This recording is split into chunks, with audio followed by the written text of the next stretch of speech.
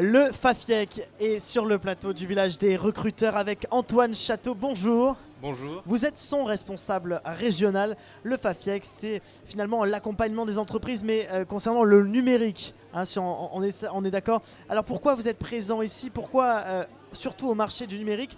On va peut-être présenter en premier lieu le FAFIEC. Alors, le FAFIEC est un organisme paritaire collecteur agréé. Donc, nos missions, c'est de collecter les fonds de la formation professionnelle des entreprises de notre branche. Donc, c'est la branche qui regroupe les entreprises du secteur du numérique, effectivement, mais pas seulement, de l'ingénierie, du conseil, des études et de l'événement. Donc nos missions, c'est la collecte, la mutualisation des fonds et puis l'accompagnement des entreprises dans leurs problématiques RH. Voilà, formation RH. Alors justement, c'est un métier, c'est un secteur plein d'avenir, le numérique, on est d'accord, où on embauche beaucoup et en même temps on a face aux recruteurs des candidats qui ne sont pas forcément formés, donc ça rend le secteur en tension forcément. Et face à cette problématique de tension, comment vous intervenez?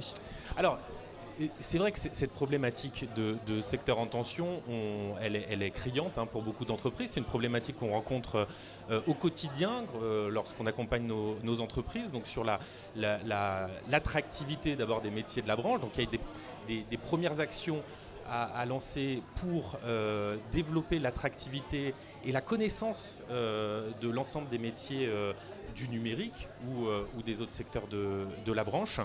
Et on peut aller même jusqu'à intervenir au plus près des jeunes, par exemple, des collégiens, des lycéens. Vous avez un exemple concret, par exemple, où vous intervenez véritablement? Alors, effectivement, c'est un axe de développement pour nous l'année prochaine, de pouvoir intervenir auprès des plus jeunes, auprès des conseillers d'orientation, pour que l'orientation vers les métiers de la branche puisse se faire au plus tôt. L'orientation, elle se fait entre la fin du collège, le début du lycée. Ça part de là, on est d'accord. Exactement. Ouais.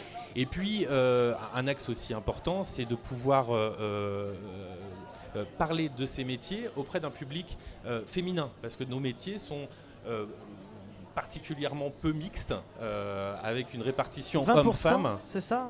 20% dans le secteur numérique de femmes, apparemment. Voilà, Enfin, ce sont les à peu chiffres. près sur les métiers techniques, on est à peu près sur cette répartition, effectivement, 20-80. Donc on a beaucoup de travail pour arriver à nous rapprocher d'une parité, en tout cas d'une mixité plus importante. Alors donc l'une des problématiques, on vient de le dire, c'est la méconnaissance finalement du métier, du secteur du numérique.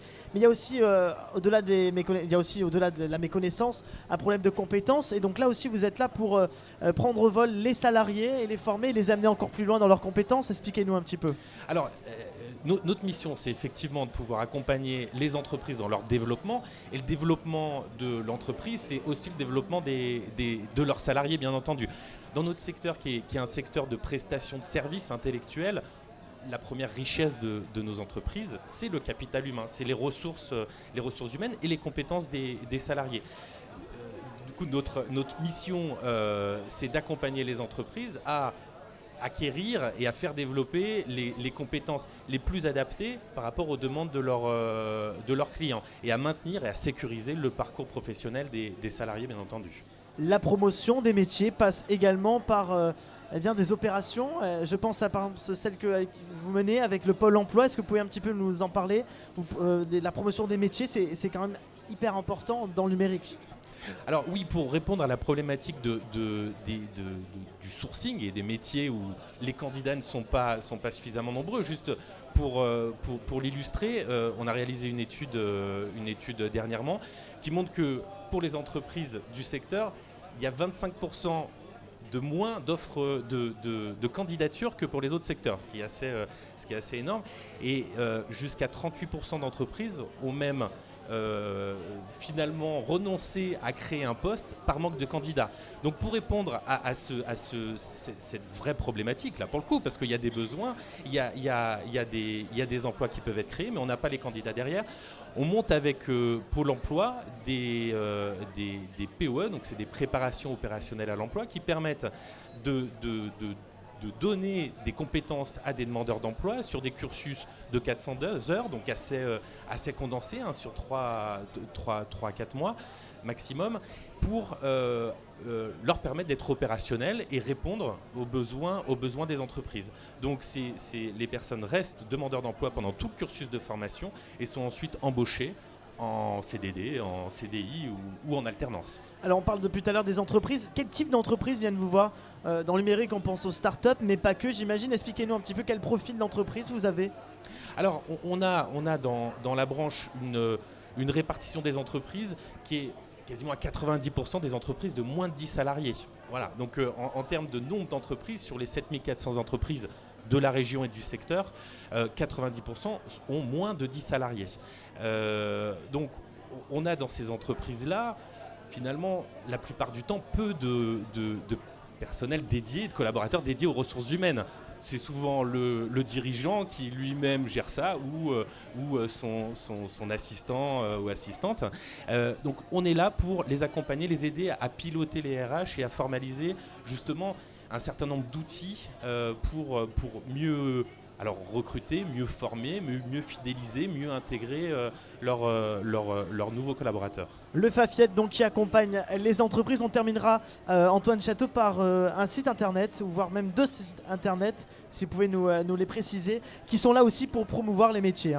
Alors un site qui a été créé et lancé cette année, qui est le site concepteurdavenir.fr, qui est un site qui permet de parler des métiers de la branche, donc avec des vidéos, avec des fiches métiers très pédagogiques, très abordables par tout le monde, plein d'informations sur les métiers, les différentes passerelles possibles, et puis aussi des offres alors là c'est plus pour les plus jeunes, des offres de stage et d'apprentissage qui sont déposées par les entreprises de la branche. Donc concepteurdavenir.fr, et puis le site du Fafiec, fafiec.fr, qui regroupe un nombre assez important d'outils et d'aides et de supports pour l'ensemble des entreprises.